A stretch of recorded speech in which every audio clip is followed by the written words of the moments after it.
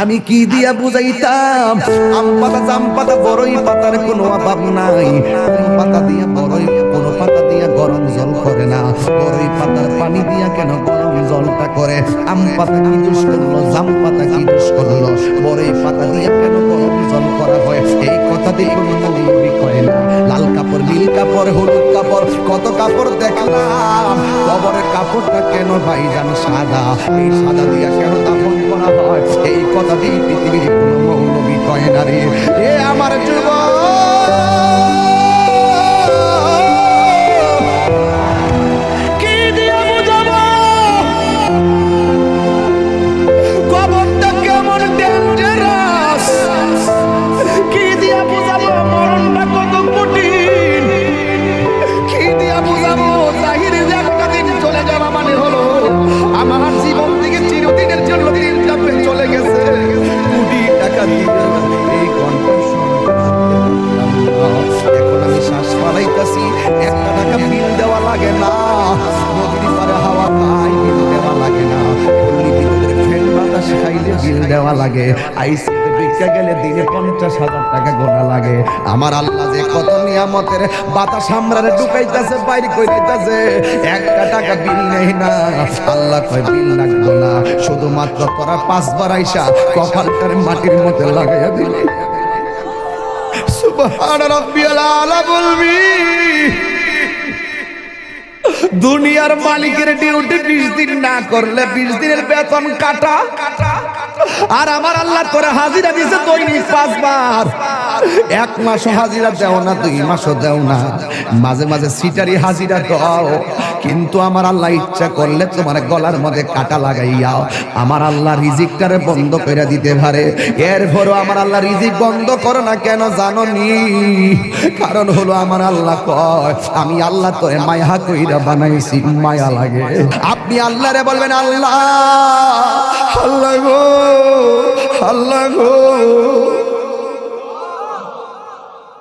এই দুনিয়ায় বিপদে পড়লে কত মানুষ তোরে সহযোগিতা করে, কিন্তু হাসরের ময়দানে কেউ কাউকে চাইবে না।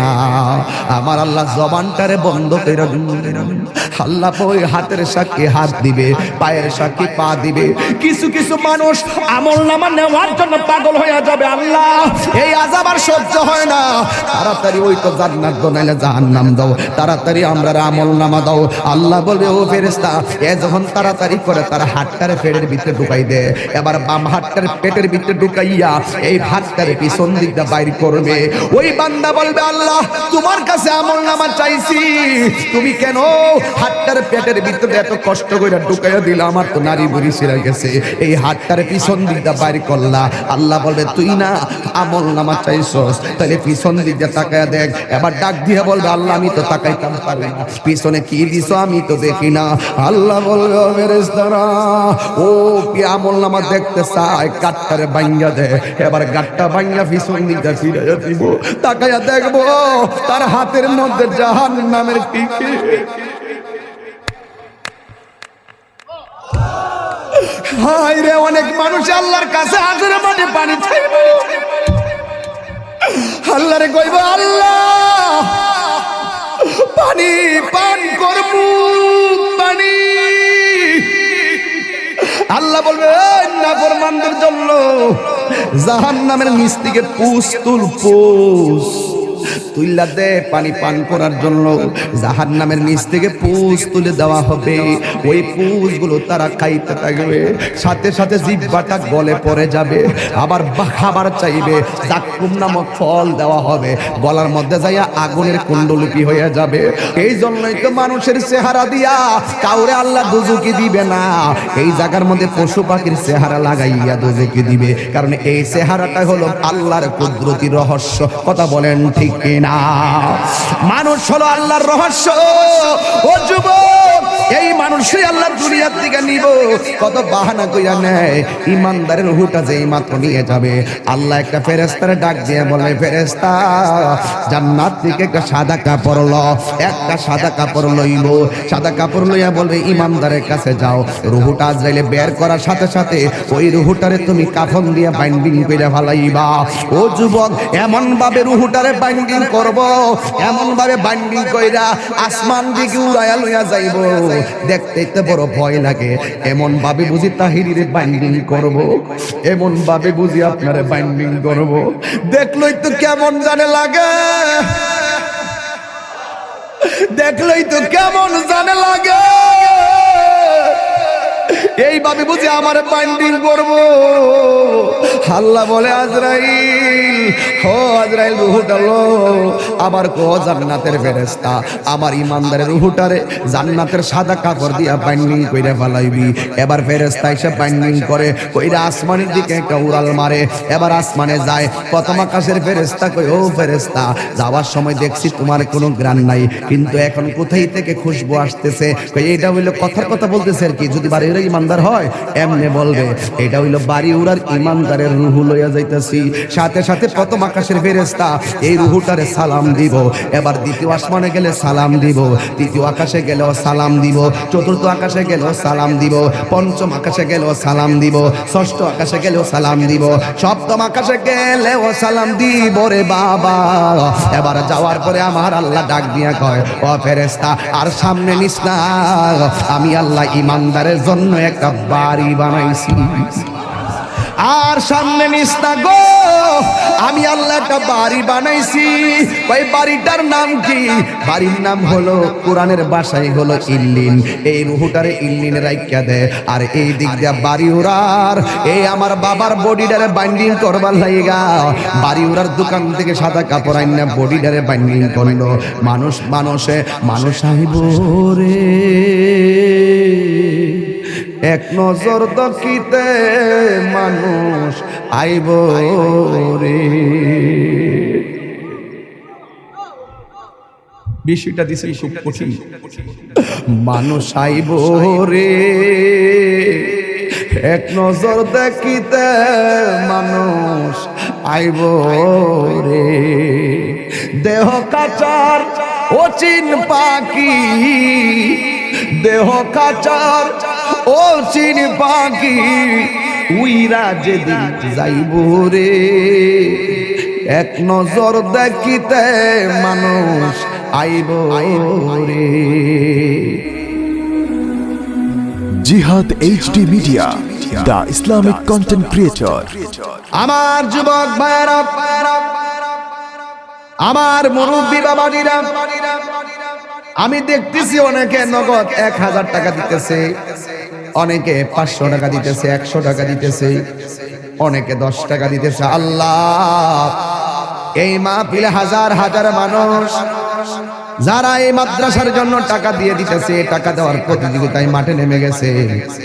আল্লাহ মেহেরবানি করে তুমি সবার দান গুলাকে তোমার দরবারে কবুল আর মঞ্জুর করে নাও। জোরে জোরে বলো না আমিন। আমার যুবক ভাইরা, এরপরে যদি কেউ দিলটা নরম করে মাহফিলের জন্য মাঝে মাঝে 10,000 5,000 টাকা দিতে চান, আমার একটু মেহেরবানি করে বলবেন, আমি ওয়াজের মাঝখানে সবাই নিয়ে আপনার জন্য দোয়া করে দিয়ে যাব। মা বোনদেরকে বলবো, মা এই মাদ্রাসার জন্য 1,000 টাকা হলো আপনি দিয়া দেন। আপনার 1,000 টাকা নিয়ে আমরা গর্ব কইরা মাঠে যাইয়া, মার্কেটে যাইয়া 2 বস্তা সিমেন্ট আইনা মাদ্রাসার কাজে লাগাইতে পারবো। একদিন আপনি থাকবেন না, এই টাকাগুলা একদিন মিজানের পাল্লাই কথা বলবে। এই দুনিয়ায় চিরদিন আমরা থাকবো না গো। ব্যাংকের মধ্যে টাকা আছে, এই টাকা দিতে চান না, ব্যবসার টাকা আছে দিতে চান না, কিন্তু একটা কথা মনে রাখবেন, মরণের কালে গেলে আপনার কবরের পাশে যাওয়ার আগে আগে মরণ আপনার সামনে আসবে। আপনার পাশে আপনার সন্তান বসে থাকবে, আপনার পাশে আপনার আপনজন বসে থাকবে, কিন্তু আপনার মরণের কষ্টের ভাগ আপনার সন্তান নিবে না। আপনার কবরে যদি আযাব হইব, এই কবরের আযাবের ভাগ আপনার সন্তান নিবে না, কিন্তু আপনার সন্তান ঠিকই আপনার ব্যাংকের টাকার ভাগ নেওয়ার জন্য কামড়া কামড়ি শুরু করবে।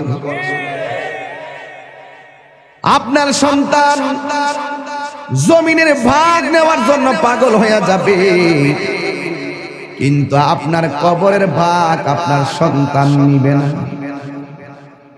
এই জন্য আল্লাহ রাব্বুল আলামিন বলেছেন, মিনহা খলাকনাকুম ওয়া ফিহা নুঈদুকুম ওয়া মিনহা নুখরিজুকুম তারাতান উখরা। এই তো আমি পেয়ে গেলাম, দেখছেন ওয়াজের ভিতরে উত্তরপাড়া সিদ্দিক মিয়া মাছ ব্যাপারী, তিনি দিয়া দিলেন মাদ্রাসার জন্য ৫,০০০ টাকা। এই ৫,০০০ টাকা আমার কাছে ৫ কোটি টাকা মনে হয়। এই টাকাগুলো আর মাদ্রাসার কাছে লেগে গেলে একদিন হয়তো সে কবরে চলে যাবে, এই সওয়াবটা তার কবরে ফ্লেক্সি হতে থাকবে। আল্লাহ আপনি তার দানটাকে কবুল আর মঞ্জুর করে নেন। সবাই জবানটা খুলে বলুন আমিন। আল্লাহ বলছেন, এই মাটি থেকেই তোমাকে সৃষ্টি করা হয়েছে, এই মাটিতেই তোমাকে দাফন করা হবে, এই মাটি থেকেই তুমি একদিন হাসরের ময়দানে উঠবে। আমার যুবক ভাইরা গভীর মনোযোগ, আমাকে বিষয় দিয়েছে কবরের আযাব আর হাসরের ময়দানের ভয়াবহতা। এই ওয়াজগুলো আমি প্রতি মাহফিলে করে দিলটা নরম করে দেওয়া লাগবে। বন্ধুরে আমার, ও বাড়িউড়ার বন্ধুরা, কুস্তি শাহবাজপুর সাজদাপুরের বন্ধুরা, মাশাআল্লাহ। কোন জায়গা? জাঙ্গাল পাড়ার জনাব মোশাররফ হোসেন প্রবাসী, তিনি দিলেন ৫,০০০ টাকা। যেরকম মারহাবা।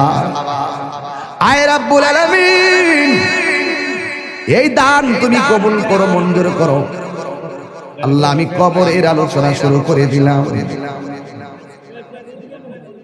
রিয়াসত বাড়ির আক্তার নিয়া ২,০০০ টাকা। যেরকম মারহাবা।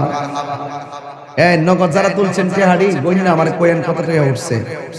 এ আপনারা কেড়ে কেড়ে টেহা দিচ্ছেন, হাত তোলেন। নগদ কে কে দিচ্ছেন, হাত তোলেন। মাশাআল্লাহ, অনেকে দিছে, আলহামদুলিল্লাহ। আমার মনে হয় সবাই যদি অংশগ্রহণ করে মিনিমাম ৩০-৪০ হাজার টাকা ওঠার কথা। এরপর আমি গইনা দিক খালি কত উঠছে টেহাড়া গনেন। এডা উত্তরপাড়া হোসেন মিয়া দিছে, উসন মিয়া দিছে ২,০০০ টাকা। স্কুল ভাড়া উসন মিয়া দিছে ২,০০০ টাকা। মারহাবা কোন। কেউ রাগ করবেন না, গুসা করবেন না। যারা দিবেন তারা জিতে যাবেন, যারা টাকা দেওয়ার পরে খুশি হয়ে মারহাবা বলেন আপনারা ধন্য হয়ে যাবেন, আর যারা মনটা খারাপ করে ফেলবেন আসামি হয়ে যাবেন। জনাব মোহাম্মদ রুমুজ আলী দিয়েছেন ১,০০০ টাকা। আয়াত আলী সর্দার বাড়ি রুমুজ মিয়া, আয়দুল আলী সর্দার বাড়ি রুমুজ মিয়া দিছে ১,০০০ টাকা। মারহাবা করেন। আচ্ছা, এখন যারা টাকা দিব আপনারা লিখকে ফলাইবেন, পরে আমার কাগজটা দিয়েন, আমি একবারে লাস্টে কয়ে দেব ইনশাআল্লাহ। হ্যাঁ, আমি ওয়াজটা শুরু ঢুকে গেছি তো, এখন মনটা গেছে দিকে। হ্যাঁ, আর বাকি যা দিবেন আমার কাছে লিখকে দিয়ে দিলে আমি ইনশাআল্লাহ ঘোষণা করে দেব। আর সবাই আজকে আমরা দোয়া করে যাবো। রাজি আছি নিবাজান? আপনারা এখন বাড়িউড়ার মানুষ, দিলটা নরম করে কোন, আমাদের আসল বাড়ি কি বিল্ডিং না কবর? এই আওয়াজে মানি না, জোরে জোরে বলো, বিল্ডিং না কবর? বন্ধুরে টান দেন, বন্ধুরে আমার, ও আমার যুবক ভাইয়েরা, আসল ঘরের নাম হলো কবর। এই কবরটাতে যাওয়ার আগে তো আমাদের কাছে আজরাইল আসবে। আজরাইল দেখলে তোমার কেমন লাগবে জানানি? আমি আপনাদের কাছে জানতাম চাই, বাড়িউড়া গ্রামের মধ্যে আজরাইল আইসিনি? কথা কোন আইসিনি? দাদারে লয়া গেছে আজরাইল আইসা, দাদিরে নিয়ে গেছে আজরাইল আইসা, আমারও নিয়ে যাইব আজরাইল আইসা। আমার নবী বলে আজরাইল বড় ভয়ঙ্কর জিনিস। এই আজরাইলের চেহারাটা দেখলে অনেক মানুষের হাড্ডিগুলা খুলে যাবে। আজরাইলের চেহারা দেখলে অনেকের রগগুলা টাস টাস করে ছিঁড়ে যাবে। আজরাইলের চেহারা দেখলে অনেকের হাড্ডিগুলা চুরমার হয়ে যাবে। এই মুহূর্তে যদি বাড়িউড়া আইল্যান্ডের মধ্যে মোটর সাইকেলটা উল্টায় পইরা যায়, পা ভাঙ্গা যায়, এক্সট্রা মেশিন দিয়ে ট্রাই করে কেমন ভাবে ভাঙছে। এই দুনিয়ার ভাঙ্গার মধ্যে পরীক্ষা করে দেখে কেমনে পাটা ভাঙছে, কিন্তু আজরাইলের থাবাই যে তোমার হাড্ডি চুরমার হয়ে যাবে, এটা ধরার মতন কোন মেশিন এখন আবিষ্কার হয় নাই। যেমন ভাবে হায়াত কিনার ফ্যাক্টরি এখনো আবিষ্কার হয় নাই। কথা বলেন ঠিক কিনা? আমার যুবক ভাইয়েরা, আমার নবী বলেন